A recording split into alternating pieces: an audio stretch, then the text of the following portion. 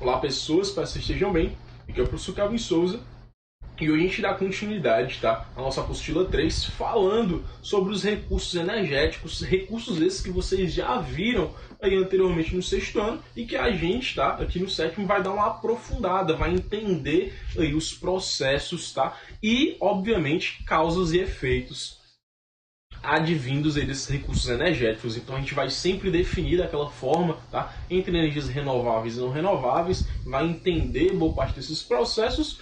E se vocês já tiverem uma boa memória, para vocês vai ser muito simples, tá? Lembrando que esse é o conteúdo da nossa bimestral, tá? Antes de mais nada, eu queria falar com vocês, né? Eu ainda estou recebendo a revisão. Recebi pouquíssimas revisões e pior, recebi pouquíssimas atividades, tá? Algumas pessoas entregaram aí desde sexta algumas revisões e quando eu fui olhar, tipo, a pessoa não entregou nenhuma atividade ainda. Então assim, pessoal, entrega atividades, tá? Daqui a pouquíssimas semanas, em torno de 3 a 4 semanas, nós vamos estar fazendo, né, a nossa revisão para o bimestral e eu vou precisar contabilizar essas atividades. Então assim, tem gente que não entregou nada ainda, tá? Então, muito perigoso isso daí. Não adianta, por exemplo, você tirar 10 na semanal e dar uma bimestral e não ter nota de atividade. Ele vai dar uma nota baixa do mesmo jeito, vai dar 6 e pouco, tá? Então, por favor, prestem atenção, tá certo? Gostei muito da revisão de vocês, tá? Algumas pessoas fizeram uma revisão impecável, ou seja, não teve nenhum erro para ser corrigido, tá? Nada, nenhuma observação, nem nada incompleto, então vocês estão de parabéns, tá? Eu acredito também que isso seja em decorrência do conteúdo ser muito fácil, mas que pede que você pense, né? É um conteúdo, esse conteúdo que a gente viu da semanal, e eu vou aproveitar para falar um pouco dela agora nesse início de aula, porque a nossa aula não está sendo ao vivo, está sendo gravada, tá? Então, assim, o conteúdo da semanal, ao meu ver, é um conteúdo que exige que você reformule, tá, os seus pensamentos. Então, assim, é porque eu vejo muito carro, muito caminhão, que o rodoviário é o melhor? Não é o melhor caminho, né? Até eu entrei nessa discussão respondendo aí algumas questões de vocês em relação à revisão. Não é. Tá? Pelo contrário, as rodovias elas geram um impacto muito grande, tá? Só você pensar o seguinte: se eu tenho muito caminhão e muito carro, tá, de transporte na estrada, a probabilidade de eu ter um acidente de trânsito é muito grande. Se você parar para olhar, boa parte dos acidentes que envolvem carretas e caminhões são de transporte de cargas. E isso exige muito do motorista. Alguns motoristas usam drogas para poder ficarem acordados e cumprir o prazo de entrega. Ou seja, existem muitos acidentes em decorrência disso em todo o território brasileiro. Então, as rodovias elas precisam de uma manutenção constante. Nós trabalhamos com péssimos materiais de construção para as rodovias. Ou seja, a cada 2 anos, e aqui no Ceará, tipo, muito menos, tá? Buracos se abrem na via, causam uma série de acidentes. A gente consegue compreender isso quando a gente olha os feriados, principalmente os feriados de festividades religiosas, e a gente vê que são os feriados que mais ocorrem mortes no trânsito, tá? Brasileiro. Então a gente precisa ficar ligado nisso. Para um futuro longo prazo, para o Brasil, o ideal é um modal ferroviário, tá? Exige um alto custo, porque as nossas ferrovias são da década, tá certo, de 50 e 60, final ali de 40, início da de 50 para 60, ou seja, são ferrovias extremamente antigas, mas que estão em pleno funcionamento. Tá? Não dá para comparar a manutenção de uma ferrovia com uma rodovia. Exige-se, não é, um investimento maior, mas pensando no longo prazo. E é a mentalidade que o povo brasileiro precisa ter. Tá? Não é pensar assim, mas 10 anos vai demorar muito. Não, a mentalidade não é essa. A mentalidade é a seguinte: 10 anos vai demorar, mas vai chegar. Certo? 10 anos vão passar de forma rápida. Vão chegar esse tempo. Entendeu? Então a gente precisa investir em algo que dê um retorno favorável. E atualmente algo que dá retorno, falando de modal de transporte, é o transporte ferroviário. Tá certo? Então precisa-se, já que a gente fala que o Brasil, infelizmente, é um país, não é, que a sua economia está voltada principalmente para o setor primário, então eu vou escoar essa produção pelo modal ferroviário, porque vai ser mais prático, vai ser mais rápido e eu vou descongestionar as rodovias brasileiras. As pessoas não vão ter que se preocupar de ter um caminhão com sabe-se lá quem dirigindo do lado, tá? Pode ser uma pessoa irresponsável ou não. Então, para o Brasil, o modal de transporte é o modal ferroviário. Então a gente inicia aqui a primeira parte, tá? Lembrando que eu sempre separando os capítulos em duas partes para não ficar muito conteúdo, tá? A gente inicia os nossos recursos energéticos falando aqui, né? Aquela máxima piegas para vocês, que existe uma diferenciação entre os recursos que vão conseguir se recompor em um curto período de tempo, e para esses recursos eu vou dar de recursos renováveis e recursos que vão demorar milhares de anos. A vida humana não vai conseguir acompanhar isso, que são os recursos não renováveis. Eles vão estar distribuídos pelo nosso planeta, tá? E cabe a nós criar tecnologia suficiente para captar esses recursos, tá? Quanto mais tecnologia nós criarmos, melhor, porque a gente vai aí facilitando o trabalho humano. Esse trabalho em si é a energia empregada para realizar alguma ação. Então, o exemplo mais clássico não é de energia renovável, é energia solar, e de energia não renovável são os combustíveis fósseis, os derivados do petróleo, que envolve o petróleo, o gás natural, tá? O GLP, o gás liquefeito de petróleo, bem como o carvão mineral, que é diferente do carvão vegetal, tá? Recursos energéticos renováveis, tá? A matriz energética brasileira, esses recursos correspondem a 43%, tá?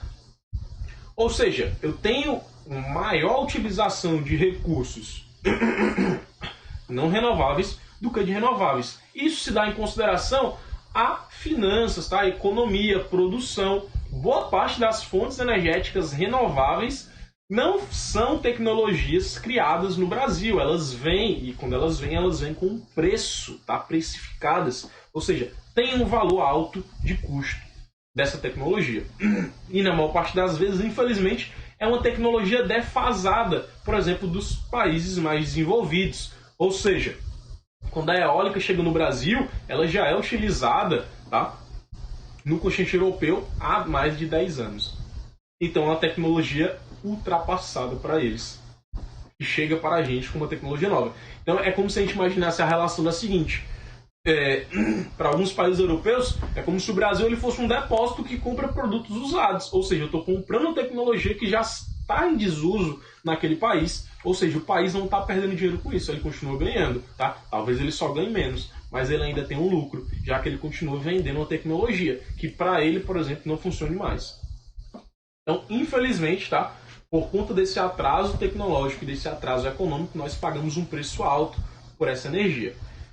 Pontos positivos. Essas energias elas surtem efeito no nosso território, tá? Mesmo nós pagando aqui, que a gente acaba pagando um pouco mais caro, existe um efeito positivo dessas energias renováveis dentro do território brasileiro. Então, em relação, por exemplo, à energia de biomassa, eu vou aproveitar da decomposição orgânica do produto de origem vegetal ou animal para produzir energia, como é, por exemplo, aqui o etanol, tá? Um combustível feito com base no bagaço da cana-de-açúcar, em que ele não vai poluir tanto quanto a gasolina, tá certo? Vão ter índices reduzidos de combustão, tá certo? A combustão ela ocorre, mas os índices de CO2 na atmosfera são reduzidos. Problemas. Imagina o seguinte: eu tenho uma frota de carros que só é movida a gasolina e eu implemento o etanol. Os próximos carros vão ter que vir com adaptações para esse etanol, mas isso vai encarecer o preço do produto. Então hoje é muito mais caro você comprar um carro flex do que você comprar um carro só a gasolina. Então você consegue perceber que a economia vai ter que se adaptar, mas quem paga o preço final somos nós? Então assim, por exemplo, o governo ele poderia implementar para que os carros flex fossem mais baratos que os carros a gasolina, para as pessoas trocarem o carro e, consequentemente, ajudarem o planeta. Mas parece um processo oposto. Não, você vai comprar um carro mais caro porque ele vai ajudar o planeta. Então, parece que nós temos que pagar pelo mais caro porque nós temos que ajudar o planeta. Mas o governo não. Existe uma lógica nisso? Para mim, não. Então, falta incentivo para o uso dessas energias renováveis. Então, a gente vai perceber que... Por que o brasileiro não usa tanta energia renovável? Porque é muito caro. Pesa no bolso. Tá? Então, infelizmente, tá? Usando essa linguagem, poluir o meio ambiente é mais barato, porque todo mundo faz. Tá? Ser o diferencial, o que não polui, é mais caro. Você pode observar, por exemplo, com mudanças simples de alimentação. consuma, perdão, aí, alimentos orgânicos. Veja o impacto na renda. Você vai pagar muito mais caro por conta disso, por estar ajudando o planeta. Então, quando a gente fala de biomassa, a gente fala aqui, por exemplo, da produção do etanol, que vai servir com base na decomposição aí da cana-de-açúcar. Ou seja, eu vou pegar esse bagaço de cana, eu vou levar para um forno, eu vou aquecer, e o resultado dos vapores vão me dar aqui, por exemplo, uma energia elétrica. Tá? E, obviamente, a extração do líquido da cana, quando eu passar pelo processo de fermentação, que eu vou produzir algo, eu vou transformar em combustível. Então aqui eu aproveito de duas formas, tá certo? Uma decomposição de uma matéria orgânica vegetal, tá? E aí, a esse tipo de energia que tem origem vegetal ou animal, nós chamamos de biomassa. Dando continuidade, uma das mais comuns de nós encontrarmos é uma fonte, tá certo? Relacionada com a água, que nós damos o nome de hidrelétrica ou fonte hidráulica de energia. Ou seja, é uma energia gerada a partir do fluxo do rio. Eu preciso entender então aqui que no Brasil eu tenho uma diferença, tá certo? Entre rios de planície e de planalto. Os rios de planície vão ser os rios navegáveis e os rios de planalto vão ser aqueles que apresentam as quedas d'água, e são nesses rios de planalto, que são maioria no Brasil, onde eu vou instalar aí as usinas hidrelétricas. Então as usinas hidrelétricas que eu tenho instaladas no Brasil são em rios de planalto, em rios que possuem uma queda d'água. Tá? Problemáticas em relação a essa usina, tá?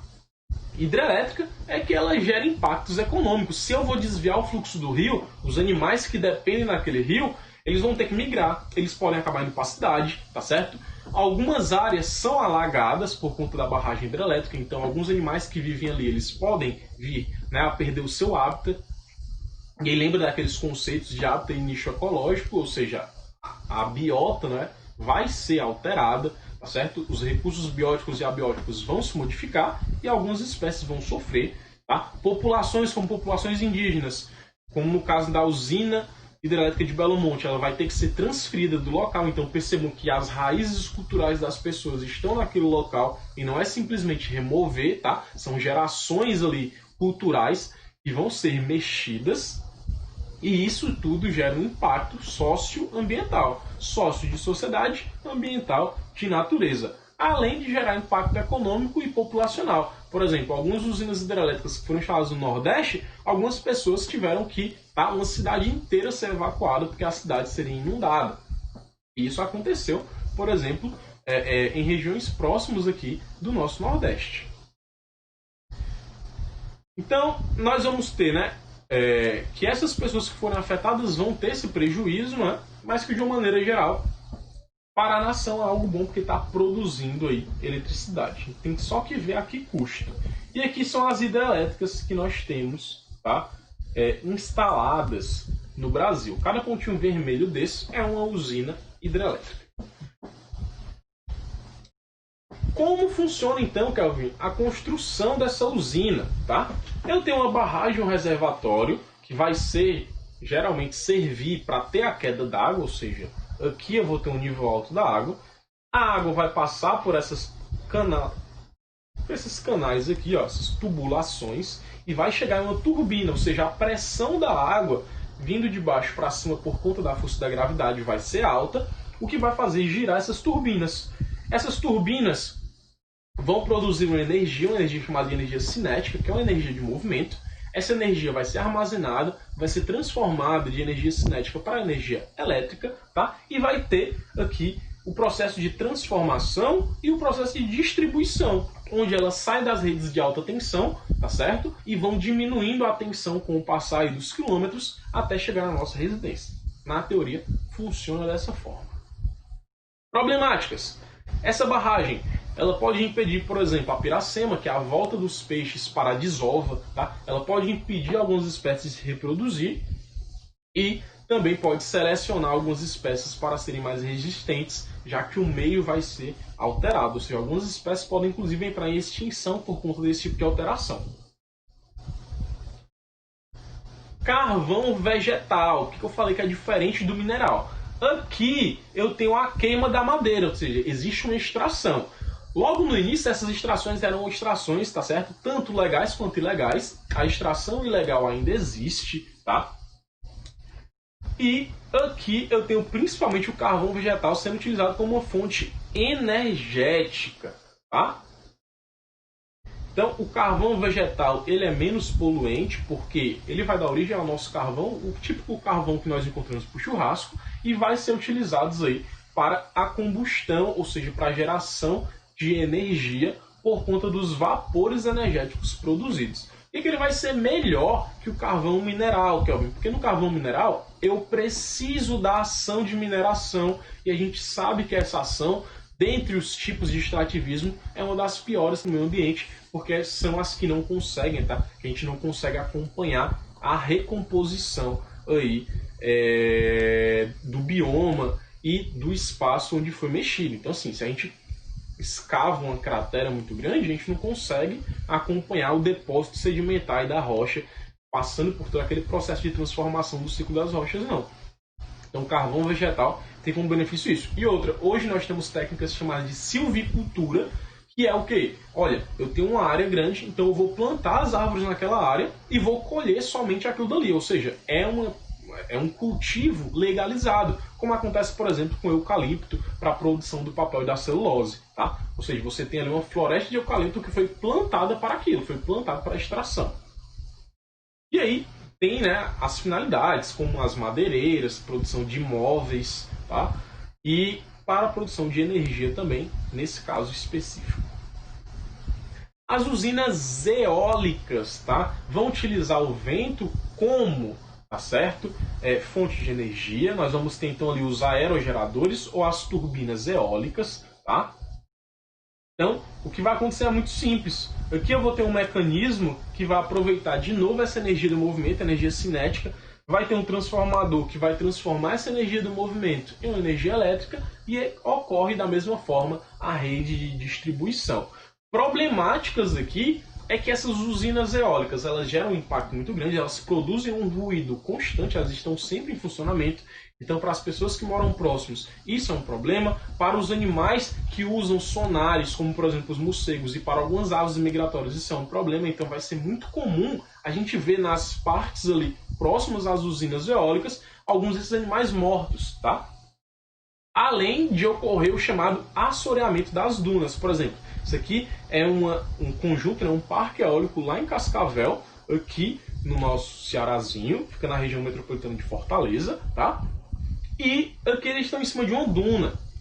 A estrutura não fica só aqui não, tá? Existe uma estrutura gigantesca para baixo da duna também, feita de concreto, para que ela não caia. Qual é o problema? Isso daqui causou assoreamento da duna. Essa duna, que pode ser uma duna móvel, vai depositar sedimento, por exemplo, dentro do rio ou dentro do oceano, tá? Ela vai sofrer aí uma solidificação, ela não vai mais se movimentar e vai impedir de recarregar os nutrientes que os peixes vão precisar para se desenvolver. Então isso daqui acaba impactando, tá certo? Todo o bioma local. Sem contar que dependendo dos parques eólicos, como por exemplo a gente tem um parque eólico Aracati, que ele fechou toda uma praia, tá? Toda uma área de manguezal, e as populações que vivem daquilo, tá certo? Vivem de catar caranguejo, catar o sururu, que é uma espécie de molusco, tá? E de pesca eles não podem mais atravessar, porque virou uma área privada com pessoas armadas, então isso gera um impacto muito grande para o meio ambiente e para as pessoas. Sempre que a gente falar de impacto, quando a gente estiver falando de fatores econômicos, é sempre um impacto socioambiental. Nunca vai ser sempre só um impacto ambiental, tá? A sociedade sempre vai ser prejudicada por algo do tipo também. E a gente tem, por último, a energia solar, tá? Onde eu consigo extrair essa energia solar de duas formas. Uma de maneira passiva, quando eu só aqueço a água por conta de alguns pequenos painéis solares, tá? Alguns hotéis usam isso em alternativa para o chuveiro elétrico. Problema disso, se não tiver sol não aquece a água. E eu tenho aqui o uso da energia solar de maneira ativa, onde eu tenho as células fotovoltaicas que vão armazenar essa energia do sol. Mesma coisa, uso o transformador, tá certo? Então, o painel fotovoltaico armazena, vai para o inversor para não ter nenhum problema de corrente elétrica na sua residência, vai para o quadro elétrico e é distribuído para os seus aparelhos e volta para o medidor de energia como forma de desconto, tá? Problemáticas aqui da energia solar. investimento muito alto, a manutenção ela demora um tempo, mas é muito alta também, e só serve para o longo prazo. Exemplo, você instala um painel solar de 20, 30 mil reais, você só vai ter o retorno, né, aí em 10, 20 anos de uso. Tá? De novo, é pensar no longo prazo.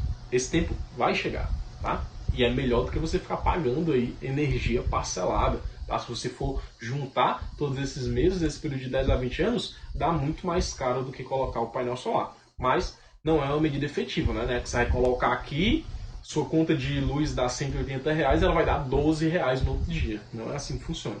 São descontos que vão sendo progressivos e que vai depender muito aí do painel solar que você usa.